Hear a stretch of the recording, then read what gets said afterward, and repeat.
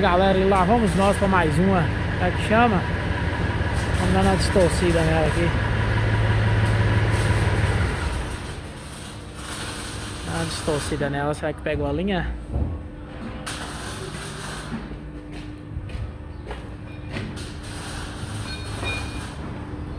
Botar uma pressão nela aqui, vai ver. Essa bicha a linha. Chama! Fala comigo, Zé Luiz. E a bicha é pequenininha, viu? Deve dar só uns 16 metros.